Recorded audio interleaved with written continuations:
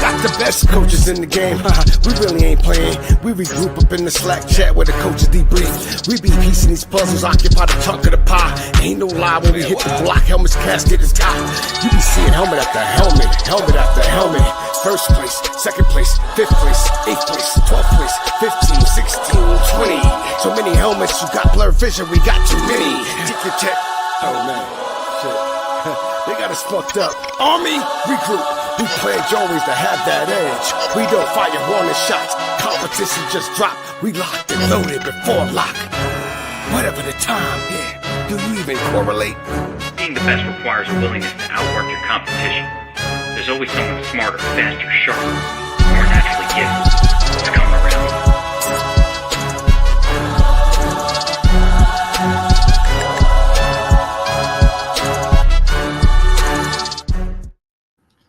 And fade to two of the prettiest faces you're ever going to find at DFS Army, Java Dong and Darth Pasta today.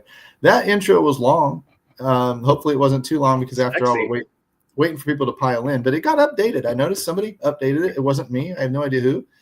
But good job, whoever. Hat tip out to somebody. I love that. That was pretty cool. So I'm going to keep that bad boy for a while. It's nice and generic. We could use it for a lot of shows across the board. And then whatever our outro will be, I'm going to keep it. Actually, I love Geeks Rap in the outro so much that if people want to stick around for it, great. If not, the show's over. It's done. So bail if you have to. But man, I will sit and listen to that thing the vast majority of the time because I'm listening to him. He's a pretty decent rapper. Like Geek used to do underground stuff in New York back in his clubbing days. And I've heard him freestyle some stuff in our little meetings and things like that. And he's not bad. No, I like to sit there and be like, I'm a little white boy from the suburbs and I actually know a rapper. So anyway, oh man, welcome back. How you been the past couple of weeks? We haven't talked for a while. I've been all right. We've been on vacation. Son and I went to Colorado for a few days. Caught the Rockies and White Sox. And it's crazy, with how bad the Rockies are, they're still averaging right around 30,000 people a game. Which is just, St. Louis is doing. Just incredible. I know. It's just incredible that, they don't really care about the product. It's just the environment. So it's amazing. So we spent some time there, had a little good weather as opposed to the 107 degrees or whatever it is here in Houston. But yeah. That's awesome. St. Louis, the Cardinals, have sold out 3 games this year. Two of them were this weekend. I mean, they were in Colorado and Arizona, you say, and I say, yes, you're right. The 2 sellouts at Busch Stadium were the Savannah Bananas. So that ought to tell you all you need to know about the state of baseball attendance in the supposed greatest fans in baseball bullshit, whatever. I am glad to see everybody else piling in here.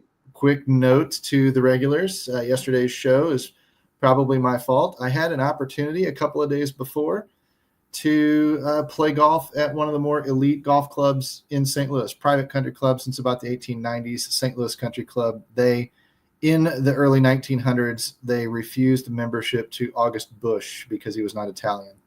So imagine that, if you will, getting the wealthiest man in St. Louis told no to your club. So Augie Busch turned around and said, F you, I'll go out in the county and start my own country club. And he started one called Sunset Country Club, and I've caddied at both. I've gotten to play St. Louis once. So this is going to be the second time. But we got rained out. We got 3 inches of rain Sunday night, and I didn't want to take the show back away from guys filling in because I just don't want to do that. So the show got canceled when there was a last-minute change. And, again, ultimately probably falls on my head. I apologize. But we're here today, and that's what matters. Happens. I'm just bummed I didn't get to play golf, really. That's my whiny, bitchy, complainy story that I got to play Sunday but not Monday. But whatever. Time to focus on DFS, and with football around the corner. This weekend, too. Didn't you shoot a 77 or something like that? I did. That was my first time out of the year. There are 2 things in this world that I know, golf and poker, and DFS might be close third. But generally, I've been playing golf since I could walk. So for me, it's muscle memory. It's like riding a bike. I've played so much by the time I was 12, 14 years old. That muscle memory is ingrained. Like you or somebody else might be able to walk outside and shoot a free throw. I am, because you haven't shot a free throw in 5 years and you just kind of couple of, shots at it and boom, the field comes right back and blah, blah, blah. Dude, I couldn't make a layup if you put $100 bill on the line because I'm not a basketball player. I never will be. I don't have the muscle memory for any of it. Every time I try to play basketball with the kids and stuff like that, it takes me forever to get any kind of a feel or any kind of an anything. I'd consider myself a relatively coordinated individual, but basketball is not my thing. So, I mean, it is a lot of other people's things. And so, we're all good at our own things, and golf just happens to be one of mine. So, anywho, yeah, it was a good time to take that. And that was with a sore back too, by the way. I popped my back on the first hole fixing a ball mark. I've never done that before, but what are you going to do? DFS 10-game slate. And I thought that today we were talking cash games this morning and yesterday and whatnot in the DFS Army Discords. So I thought that we might start with, you got to know where you're going before you pivot off of it. Just as a general idea, let's just run the real quick setup, show everybody how fast you can get cash game lineups at DFS Army. And then hopefully some people will use the coupon code MLB Live down there and take the 10% off and get in and rock and roll. So let me switch that over really quick. Actually, let's do the weather first. I'm just kind of curious how many people are consistently doing MLB cash. That's a good point for the comments. comments. I know everybody does it in NFL because I think it's more predictive, right? The projections are more accurate and all of that. But just with how volatile ownership or volatile baseball is just as in general, I'm just kind of curious. And if you're one of those consistent ones, let us know. But MLB cash is attackable. NHL cash is attackable. If you're just following the same principles, regardless of sport, apply, there's just maybe just a couple of nuances that you want to pay attention to. And I think sometimes it just gets overlooked in these more volatile sports. And absolutely, I think that can save the bankroll in a lot of times too. A lot of members we're seeing are just kind of on the down, on that kind of down trajectory of, the volatility and everything. But, if you're playing cash, it smooths it out a little bit. It makes the hurt a little bit less. So I was encouraged to see that kind of discussion earlier today and over the last couple of days too. So I love the idea. If you have been with DFS Army for a few years as a fan or subscriber or whatever, you've probably around the industry heard the 80-20 rule where you put, 80% of your budget in cash games and 20% in GPPs. That was actually coined by Geek back in the day, and the rest of the industry picked up on it and just kind of stole it and copied it because it made so much fundamental sense. That is literally his phrase, and you see it in every article, every recommendation, everything. And that started at dfsarmy.com. Weather report wise, though, there's not really much to worry about. A lot of warmth out there, a little bit of delay risk, no PPD risk. So we can move on past that one. Great. Just wanted to show it for, I guess, being thorough. You get the main slate up here on the Dom station. Like I said, big slate, 10 games. And ownership is a little diluted and whatnot, but there still are some pretty clear plays. The methodology is really, really simple. We set a high bar for ourselves and we dare everybody else to get over it. If 50% of you get over it, well, I'm going to lose today. And I'm okay with that because I believe that across 162 games, you're not going to get over it half the time. You're just not. So 60 to 70% of the time I can win and eke out a 10 to 15% ROI throughout the course of the season fairly easily. And we don't have to look at implied run totals or anything. These projections and ownership projections have gotten so good that they point to where everybody's going. All you need to do is you come down here and you take this slider. You can see I've already been messing with it. It starts off at 0. You don't touch the right side. That's your cap side, right? That's the side that would push ownerships to the lower and lower and lower owned overall side. We want to eliminate the low owned stuff in cash games, and we want to force some degree of chalkiness into the lineups. So I'm not messing with anything. I'm not tournament mode, 3 unique. I'm not doing any of that. I'm not touching a thing, except I might pick somewhere between 3, 5, 10 lineups to build. And then I'm going to start on this ownership slider. And I think the Cash Jedi pointed out, I always start low and then build my way up. I think he's pretty spot on when he says just start at 200 and work your way back off of that. That's what I do. Yep. That's why we talk among each other, because that's just a better way to do it than I've been doing it. And you come down here and you make sure that you're 99% ownership on everybody. You can mess with other stuff, but this is just the fastest way. Those are the only 2 changes you need to make. Start with 200 here on the left side, 99% max exposure, and go. Not enough players. What does that mean? That means I'm forcing too much chalk into my lineup that the optimizer itself cannot do it using those players. So I need to back off and come a little bit lower. So I'll drop down to, say, 180 and try that. Now just come down little bits at a time, and this is going to get me lineups. So I know that it's building line. I want to see, let's push it up a little bit more to 190 and see if that builds me some line. It only 3 teams. So now I know that 185 is my number. I'm forcing at least 185% overall ownership into all of my lineups.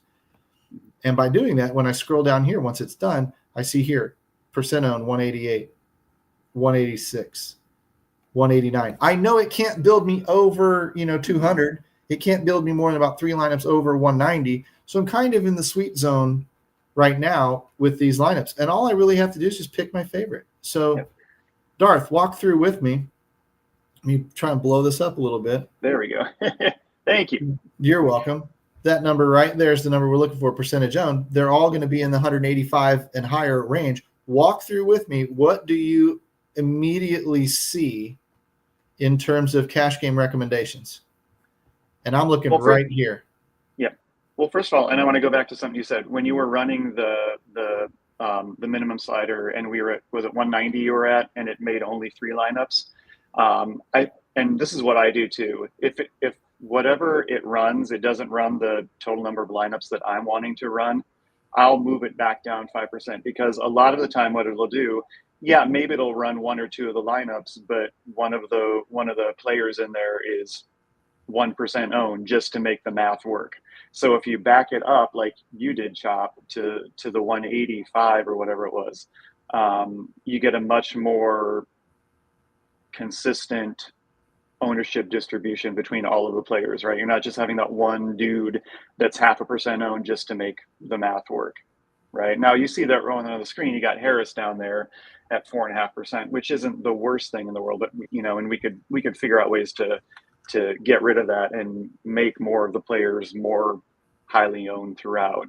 But that's just something I wanted to point out too. I appreciate that. If and you got your Diaz at 11%, et cetera. And again, this is just using the projections, relying on the base projections to build a competitive lineup that will work in cash games. There's people out there that are better cash game players that maybe build completely from scratch and completely from hand, and that's great. And in a lot of cases, those guys, it works out just fine.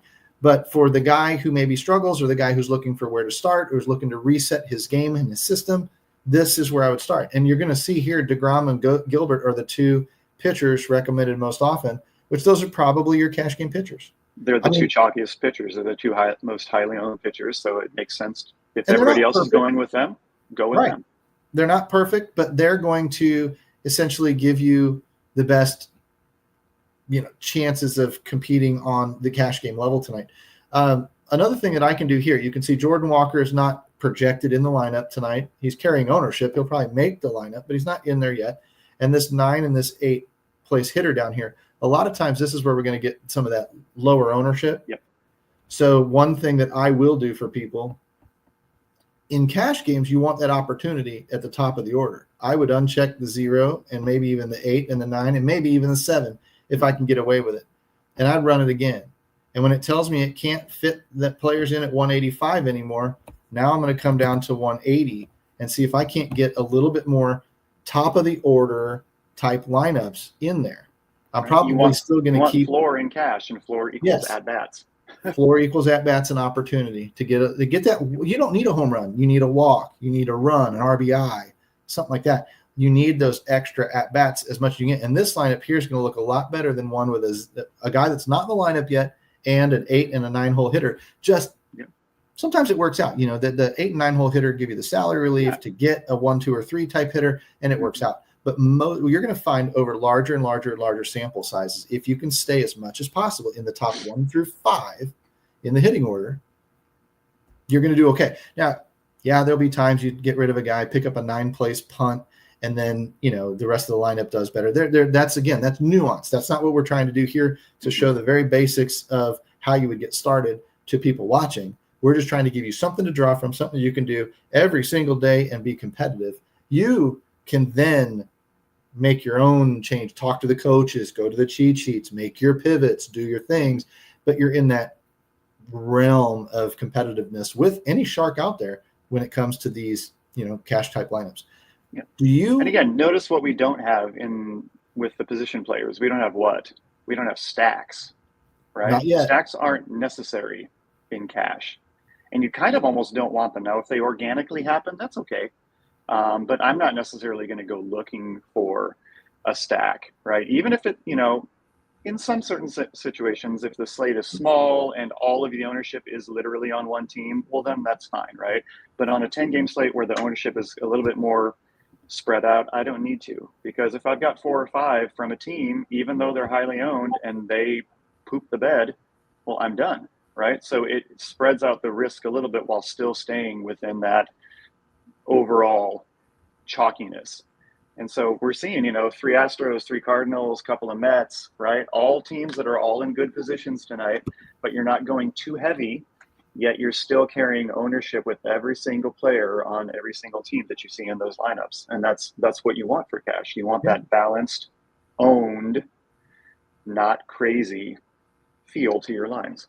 And that's it. Now, I want to ask a couple of questions over here in the comments, because when I'm scrolling down the list, I see, and Razzle is the perfect person to ask as well. Dixon's saying he wouldn't trust DeGrom to pick him up from the airport, and that's fine. And here's the thing I would say to Dixon: if he's 60% owned, you're going to want him in your cash lineups, because you're not trying to pivot off of a guy in a cash lineup to win $2 on your dollar. You don't give a shit. You're going to make your differentiation elsewhere in the lineup with 1 or 2 bats somewhere, and that's really what you're banking on, that you're going to make a smarter choice, maybe at the top of the order, a value pick, somebody that squeaks out a non-zero score, and that's what puts you over the top. That's all fine in cash. Tournaments, we can talk, but the guy is supposed to be safe. If the field is making a mistake and picking somebody who's not safe, then you absolutely need to identify that bad chalk and go away from it, because then it gives you an edge. So I'm asking Razzle. He says those 2 in there don't make sense to him as cash game pitchers. I want to know, because I would just use the ownership myself, because I'm a pretty baseline thinker. And if Razzle was in Darth's place tonight, I'd be asking him, who are the 2 that you like? So I'll ask you, Darth, do you see anybody that you would trade up from or change off of that you feel is safer? Or would you leave these 2 as is, and then we'll just wait for Razzle to comment in at some point? I mean, to me, if I'm not wanting Yamamoto, or I'm on Yamamoto maybe over DeGrom, I think he's just in a little safer spot. His odds to win are right about the same. And the Twins lineup is a little bit weaker. It doesn't have quite as much pop outside of really Buxton and maybe Jeffers. And the price, at least on FanDuel, I know he's like $1,000 cheaper, but Yamamoto is the other one that is kind of carrying the ownership, if you want to stay within kind of that conversation too. But yeah, he'd be the other one that I would look at. But, well, highest owned pitcher taking on hottest team in baseball, I totally get it. Gilbert over Framber makes 0 sense. And I would actually agree. We were going to talk pivot here in a little bit. Yeah. So you'll get to see a little bit of where we might go. Oftentimes, if you've got good ownership projections, those will dictate where you're going in cash. Tournaments is a whole different discussion, and that's obviously where Dixon and other people are going to come in there, and they're going to have their 2 cents completely validated. If you were wanting to get rid of, one of those pitchers, guys, that's what you use these green arrows for right here, is you just pick one and then you just slide in who you're looking at. I'm not a big fan of recommending pivoting off of high-owned players in cash unless you've got the experience like Razzle or, Dixon or whatever. And these are guys that, or Cash Jedi in the beginner room. You see him all the time. Those guys, when they make pivots, I listen. And that's what your cheat sheets are for. And that's what all the other stuff is for. So again, you're taking this with a grain of salt and that this is a starting point. And if it's not where you end up, that's okay too. Did you see, and you noted earlier today, they were doing 4 and 5 Cardinals, and I would have backed off of those some. I like where this is going a little bit more with maybe 3 from a team and then little 2x2s and whatever else. See, like I wouldn't want Conforto in my lineup. I'd pivot off of him, but I'm just really looking for these types of lineups. These have the basic build and the basic feel to them that I want. And then I might fine tune a pick or two, or, I've got 5 lineups here. I'll just pick my favorite lineup and go with that. Are you in the same boat? Yeah. Or if you can find, if you're not sold on this person, then, you look at the cheat sheets and, if Raz has got somebody else that's core that fits, slide him in. Amen. Right. Yep. No, 100%. So now that we've established what the lineups might typically look like across the industry with the ownership and everything else, what are we going to do in tournaments? Because again, you can't know where you're going in a tournament, I think, until you know kind of where the field might be headed. We know the Cardinals are in Coors Field and yada, yada, yada. Yeah. But, and when it appears that, Houston's in a pretty good spot in Arizona, yada, yada, yada. What would you do in terms of pivots? And I think you're going to want me to go look at the Carnage report, right? Yeah. Yeah. That's what we're talking about. Right. So there you go. What do you see? I mean, DeGrom's at the top with the lowest Carnage number, 580 K score, 710 VK score. Yeah, he's got upside. Might not trust him to, pick him up at the airport or whatever, but he's carrying ownership for a reason. Low ISO against. If enough people are on him, I'm okay with it. Gilbert, question marks? Yeah. I mean, we look at the ISO, right? We want the pink and we want the blue in the ISO and in the K score columns, right? DeGrom, at least on paper, fits that. But if I'm looking at Gilbert as kind of the second chalkiest pitcher and the second highest on the Carnage report, looking at the overall average together, look at the red. Red is very bad.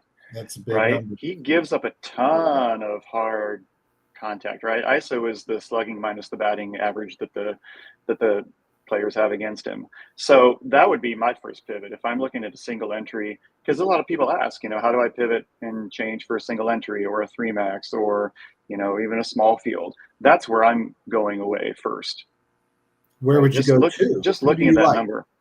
I mentioned Yamamoto. I also, Fromber is down there. But Mizorowski, look at Mizorowski, right? There's blue and purple all across, right? And so again, you'll also look at the implied run total over there, right? If I'm picking between Fromber and Miz, maybe I look at that and it's almost a run difference. So maybe I look at that a little bit. Price is the same between Fromber and Mizorowski. Price is pretty much the same. Yeah. Yamamoto's a little cheaper. A little bit. Too. Would you go as low as a Frankie Montas? And we're talking about in tournaments. For tournaments, just because, the strikeout upside is there. The Angels strike out, I think, more than anybody other than, I think, the Rockies. So he's got that a little bit. But yeah, any one of those.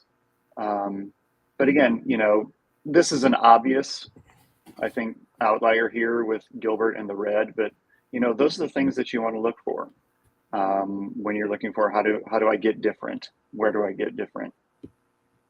Yeah, imagine the ownership, the projected ownership that you can shed when you come off of Logan Gilbert at 43% projected, pardon the dog, to 43% projected down to Fromber at 5. Mizorowski is really low at 5. Those guys, even your Frankie Montas is under 10. These guys, you're shedding 30 percentage points of ownership right away. So you're going to get different. Even Rasmussen automatically makes you different. Rasmussen against the White Sox.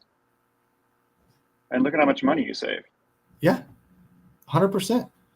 Fading Scooble has worked lately. And I would say Fading Scooble works really, really well in tournaments. When he's on the slate in a cash game, I'm probably just auto-rostering Scooble because, again, everybody's there. In terms of the cash game theory, again, if he's 60% owned and he goes off, there's no room for you to make the top 50 out of 100 lineups because 60 of those 100 have Scooble. Have him already. Yep. So, but if he's 40% owned and he goes down and he hurts 40 out of the 100 of you, there's still room for 10 or more of you to get into the cash game. That's why you don't mind if the chalk fails, if the chalk is high enough owned. Now, chalk is not 20, 25%. That's not enough. You can do pivots and whatever you want with that. I'm talking about when you're playing those cash games, you're going to find those pitchers that are highly owned in ownership projections across the industry are generally going to be 40, 50, 60, even 85% owned in a cash game, even on big slates like this. Sometimes it shouldn't shock you that everybody landed on that guy. And if a guy does come off 80, 85% owned, I mean, cash games, you're building incorrectly if you don't have him because he just doesn't hurt you. He's just a block. He's an industry block.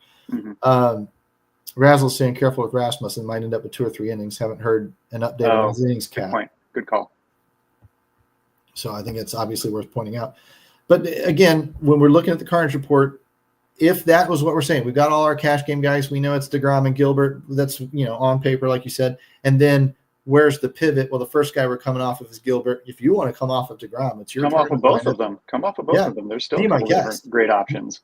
Absolutely. You can mix in Valdez, Boyd, Yamamoto, Mizorowski, and absolutely, in a 20 max and blend them all together, and that's how you get different. And then maybe you can eat more of the chalky stacks.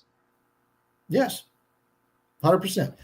If Gilbert's the first one you come off of, though, you look up and down that list, you're going to, like I said, you're going to want a little bit of K score. You're going to want a little bit low ISO or a little bit lower X WOBA, something like that. Again, a lower implied run total. You're going to want some of these numbers pointing in your favor of a good matchup and a good night, but you're going to want that strikeout upside of some kind. So either you're looking at one of these 450 guys and you're saying, well, he doesn't have the strikeout upside that Mizorowski has. Well, maybe not. But tonight in the matchup against Arizona or LA or whatever, they might. And you're just seeing numbers on your own that you can back up and go, I think that might happen tonight. Mm-hmm. Boom. That's your pivot. That's okay in tournaments. By all means, do that stuff. But in cash games, you just kind of want to lean a little bit heavier on the ownership unless you have really, really good reasons or really, really good experience built up in getting a little bit off the grid. Let's do the same for bats because we know that St. Louis is going to carry a lot of ownership out in Coors Field. It looks like Houston might, if we look at the leverage stacks, and I share that tab again fairly quickly here, and we rank by IRT. We could rank by team ownership, but a lot of times the team ownership comes up to the top with the IRT. They're highly correlated. You've got St. Louis number 1, not big drop-offs. Colorado number 2 because St. Louis pitching has been sus. New York looks like they're in a pretty good spot. So the tops of these orders, San Francisco going to be a little bit chalky, even with lower IRTs. That's interesting with like a San Francisco type. Where would your pivots be now, bat-wise? Because we're not stacking full in tournaments or in cash games. We do want to in tournaments, but St. Louis might not be your first place that you go. What would you be looking at now? Well, I'm looking at, the IRT compared to the ownership. And the thing that pops right up there is look at the Cubs. Yep. Right? They're only, not much more than half a run different, but they're almost half as owned. Yep. And look at the average salary difference between Cubs and Cardinals right now. There's nothing, really. Less than $100 per player. So it, in theory, should be pretty much just as easy to roster the Cubs as the Cardinals. Now, probably won't be with like Kyle Tucker, whatever type, PCA types, but maybe it will. I mean, I haven't looked at that massaging back and forth. I wouldn't want to trade off maybe St. Louis top of the order or middle of the order for Cubs bottom of the order. Like I wouldn't want to maybe make that swap, but if I could largely get kind of the meat and potatoes of those orders, dollar for dollar swapped out, then I would gladly take half the ownership with, again, the same generally predicted implied run total. Mm-hmm. And the Cubs have such a good matchup. They've They've got Dick Mountain. They're facing Dick Mountain tonight. 45-year-old Dick Mountain, almost our age. That's scary. That is crazy. Very scary. I used to do that in college when I would sit there and I'd look at these guys and I'm going, I'm a student here. Those guys are my age. I used to think they were adults and they were older, and I'm looking out here going, they're just young, stupid idiots like I am. And I used to play in my 30s and 40s. In my head, I used to play the game of, if I was good enough to be a professional athlete, I'd maybe still be playing now too, whatever. Mm-hmm. I'm 52. It's not the case anymore. We're all retired by now. Gordie Howe retired before he was 52, I think. Yeah. But yeah, the Cubs there, and then, a couple spots down the Rays too. Yep, I was going to say Rays. And again, we're just looking at this. I love the ownership there too. I love the ownership there. I'm looking for low ownership at the top of the IRT world. Those are teams. Cubs slightly overlooked. Rays more overlooked. Toronto a little bit. Texas a little bit overlooked based on, again, their implied run totals. Mm-hmm. They should have more ownership. And this is just very, very basic stuff. If you guys want the specific stuff, you use that MLB Live coupon code at 10% off, and you get your ass in there and you ask Razzle and you ask Darth and you ask Tattoo and you ask the other baseball coaches that are doing the cheat sheets, that are doing the deep diving research. Because again, I can't give you everything on this free show. You got to come in and you got to support the cause, put your helmet on, and go win $50,000 like we had win last night. Did you see that? Mm-hmm. That dude, man, $50K. Razzle's done won $50K. We've got another $50K pop this year. People are winning money inside our Discords, and it comes from just these basic strategies like this with a little bit of specificity to back it up. Mm-hmm. So if you want to see Cubs stacks, would you – and okay, let's do this. Let's jump in to Domination Station. Yes. Let's come back off of this now. Get that thing back down to 0 where it belongs. We might even put this one at 180, 170 and say, don't even build me anything over 180. That's too chalky. You got to share it. I sure do, don't I?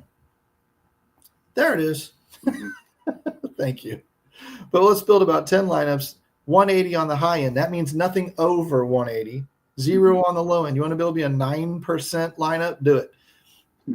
We'll switch from optimal mode to tournament mode, building 10 lineups. How many uniques? 1, 2, 3? 3.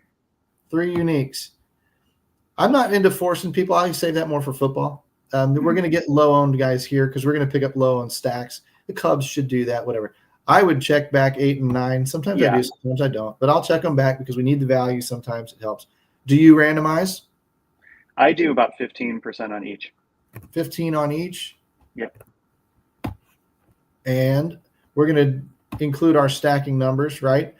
Now, big-ish slate. It's not super huge. We're just going 5x2? 5-2. I would. 100%? Mm-hmm. 100% 5x2. Other people will mix in 10, 20%, 5x3, whatever. On the smaller slates, I'll mix in a little bit of 3x2, 3x3. But generally speaking, we're just blindly 5x2. That's just the number. So are we going to fade? Who are we going to fade? Let's uncheck these guys. Who are we bringing in primarily for just 10 lineups? Cubs for sure. Cubs. I think the Rays. Rays for sure. Mm-hmm. Anybody in the comments have any thoughts that you want to add in? Yeah. Anybody? Comments? Who do you guys like? Comments, questions, concerns? And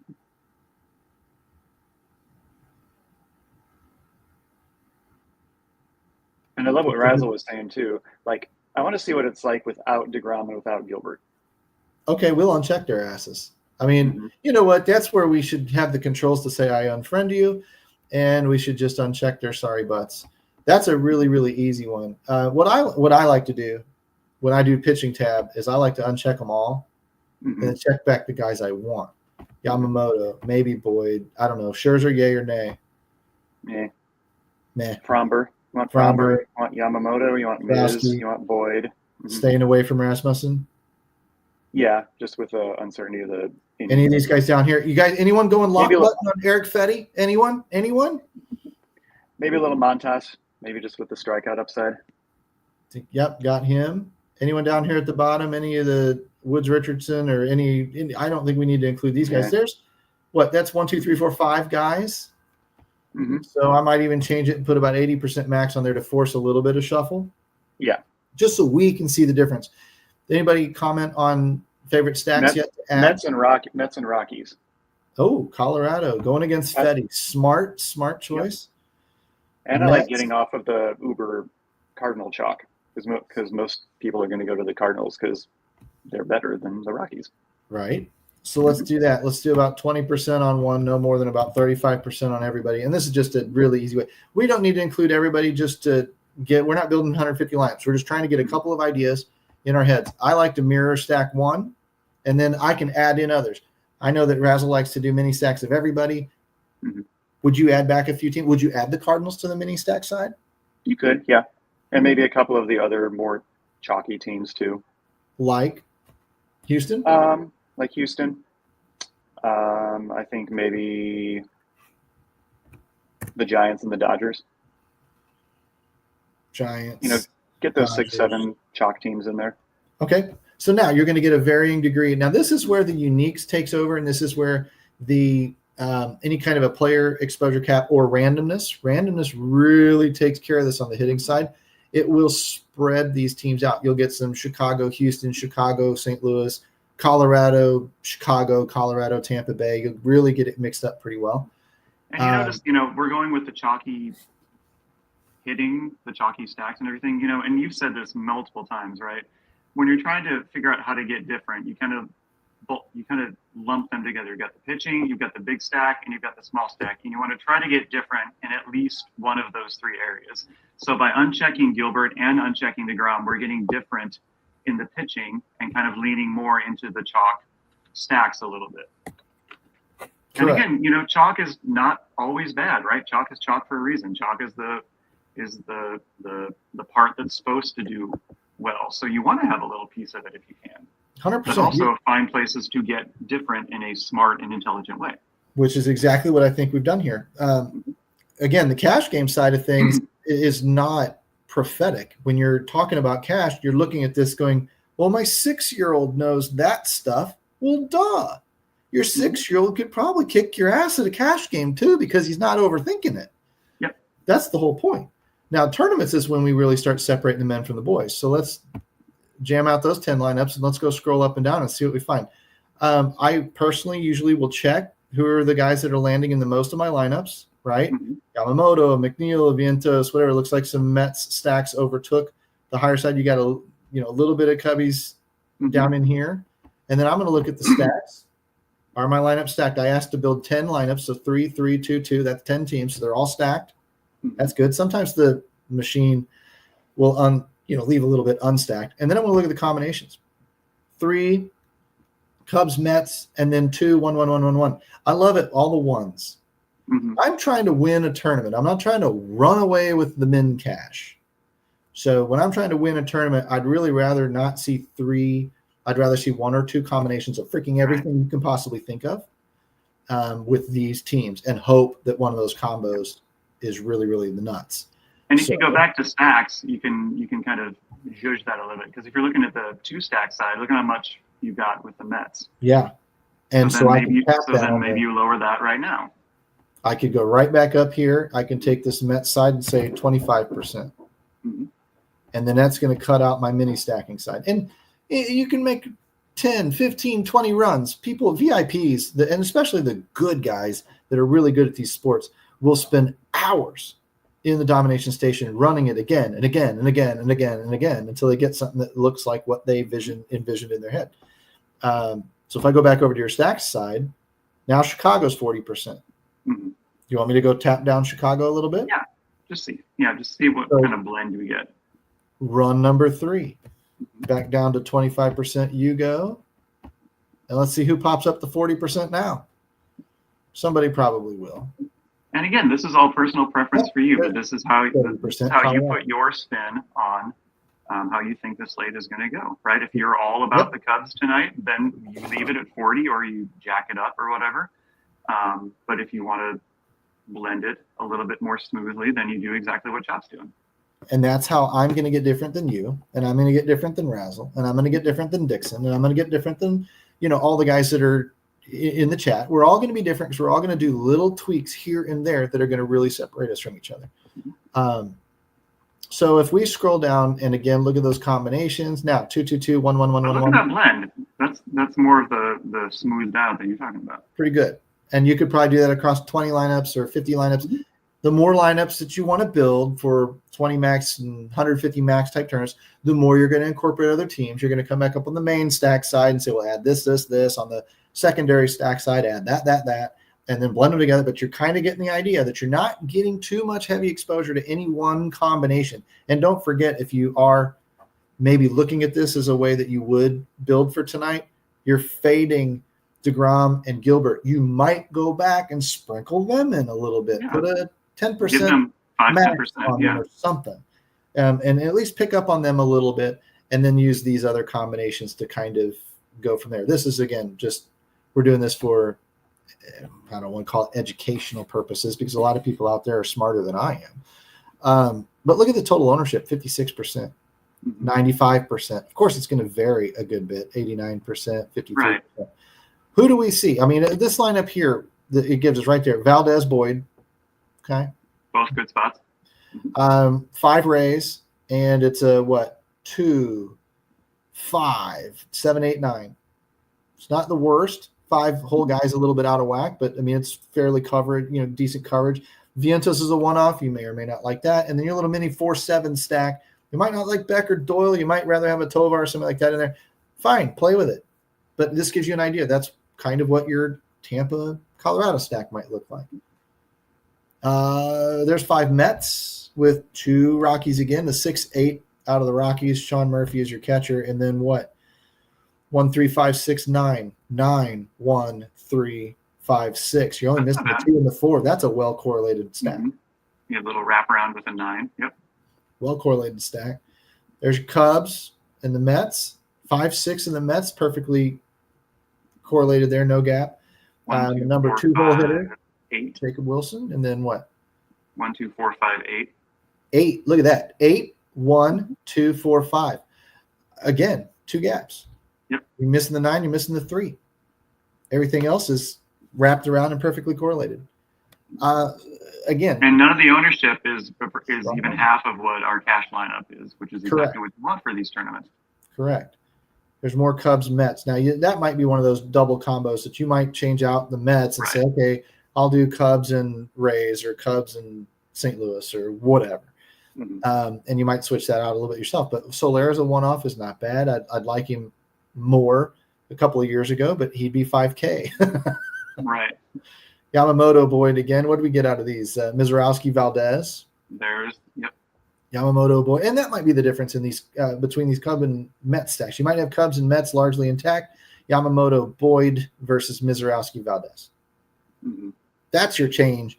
So if you want to keep the Mets Cubs combo, that plays because it differs on both pitchers. And a couple of bats, 1 or 2 bats. Yamamoto, Boyd, there's 5 Rays with 2 Cardinals and a Profar one-off. Not bad, 6, 7, 5. Lead off, which is nice too. Yeah, that gives you max opportunity. There's the Mets with the Dodgers if you want the Dodgers. Now 3-9, a little bit out of kilter. It's not the worst, but look what it gets you. 2, 4, 5, 1, 2, 4, 5, 6 in the Mets. It gets you the bulk of that lineup. It's a good spot there. There's a Rockies Rays. Not bad. Mets Rockies again. Probably again I would check pitchers, maybe see if they're a little different than if it was in a different combo somewhere else. Dodgers with the Rays. I mean, again, excuse me. And if you went back and you hit it again, because we've got some randomization in these players, you're going to get different change. Yep. There's 1 game stack in the Rockies out in Coors, and I don't know. Maybe you like it, maybe you don't. Yep. But that's the idea. Guys, good time to good opportunity to ask final questions if you want. I think that you and I've covered the most of what we would want to do. I think we've dropped a little bit of different flair, which you and I typically do. Yep. Go Colorado, join the chalk side. I love it. Comment God, that's great. Anybody else got any questions? Anybody else want to see anything? Want to see a reshuffle with some different teams in there just to give yourself an idea? Go for it. Now would be the time to ask. because I think that Darth and I are focused on already where we see ourselves going. Same concepts on FanDuel, Harlock, absolutely. Yep. You're just your one pitcher versus two. I didn't look at the ownership, but let's say DeGrom is like ungodly projected ownership over there. He might be the first guy that I fade in a tournament, or have some sprinklings with 5 or 6 of these other guys and then focus on those stacks, just like we've been doing. It's the exact same thing. No, Gilbert's when I'm running the cash process for FanDuel, which is what I'm playing tonight, Gilbert's the one that's popping. They're within 0.5% of ownership of each other, but Gilbert's $1,300 cheaper. So what is their ownership? 21.9 to 21.4. And that's the hard part. One of those guys probably will be 45% owned. Yep. One of those guys will be the guy that you want. But again, that's a scenario when they're both projected in the low 20s. I might look at that for even a cash game and say, you know what? F it tonight. I'm going to take the guy that I think has the best floor ceiling combo. And it might be somebody other than those two. And if that's the case, then I'll have confidence in myself because there's no clear-cut chalk on paper. Yep. We won't find that out probably till after lock unless something happens, in the next hour. But that's how I would do it on FanDuel. Yep. All right. And then for the tournaments, the same thing, right? You've got Valdez is 2% owned. Visarowski's 3% owned. Boyd is under 8%. There you go. Yamamoto's 14, right? So you could do the exact same thing, get a little sprinkle of the first two of the main two, but then go heavier on those other ones. Yep. That's great for the nickel or the quarter or any of that type of stuff. If you're going to rattle off I love the nickel. I love the quarter. Won them a ton, but they're fun to just kind of play around and try things with. Yeah, and they don't play. It's a giant investment. Right. And it's fun to sit back and watch the games with your funky theories and then watch sometimes how these games pan out really, really weird. And you go into Discord and you watch the world melt down with, oh my God, this guy, I can't believe this guy. And you're sitting there going, yeah, I didn't see any of that tonight. And I'm riding the nickels out here and I'm having a good night. So happens all the time. Thanks for the time, bud. You too. Appreciate it. I think I've got what's that? Any other questions from anybody? I'm not seeing any. I think I've got Tattoo tomorrow and Razzle Friday. Yes. And good stuff. And I'll probably see you at some point next week. Yeah. Hopefully. Love hanging out with all you guys. I love how everybody rotates through. And, occasionally you guys will get, if we get it on the schedule, get a double dip of you two without me, because I'm sure that would thrill people once in a while too, is that, no chop. I think I'm on too good show. Yeah, and you know what? Harlock, we might go through. I have a self-deprecating style. Deprecating, that's kind of my deal. It keeps me a man of the people. I'm kidding. Harlock, yeah, I think we should go through this a little bit more often. I think it's more fun to watch and build together and whatever. And maybe what we'll do one of these times, if we could find a way to get the template here to 3 or 4 of us, get all 4 of us together and do some kind of a snake draft or something like that, where you took DeGrom, fine. None of us can pick DeGrom, and then go through and build your lineups that way. And then I'll throw a buck in a single entry or something like that and see who has the highest score. That's cool. I like that. I think that would be some fun. I think it requires a little bit of group instead of just a head-to-head back and forth. Mm-hmm. But maybe we get a couple of these guys in the chat to do that too. That'd be kind of fun. Hey, it's the people's show. Yeah, I guess I'm going to go ahead and just play us out then, and we'll go build our lineups. All right. Once again, DFSArmy.com, MLB Lock Show. Use that coupon code for 10% off. And let's go have a big baseball second half, and let's lead into that football season on a high note. I'm here for it. For me, for Dark, for everybody at DFS Army, thanks, everybody. We'll see you tomorrow. Oh, shit. It's Chief ST, a.k.a. The Geek, and Kenyon McGee, DFS Army Players Club VIP. Motherfuckers, let's do this. Yo, me and my homies, we're tighter than a glove. We chop a lot of game, how we do it at the Players Club. It's awesome. Kick it in the tub, cause we kick much ass at the Players Club. It's time to kick it with the Army crew. VIP, you know how we do. Gonna make them look like bitches. In our pocket, we'll possess mad riches. Winning cash is our forte. When we smash that daily fantasy, gather that cream, gonna get a tune, living that dream, drinking Blue Moon. Yo, we make lineups differentiate between cash and GPP where we correlate. Ask me about the lineup, I'll say it looks great. All about that love, I ain't trying to hate. Yo, people ask what Bobby Wow would do. Fade the chalk, I unfriend you.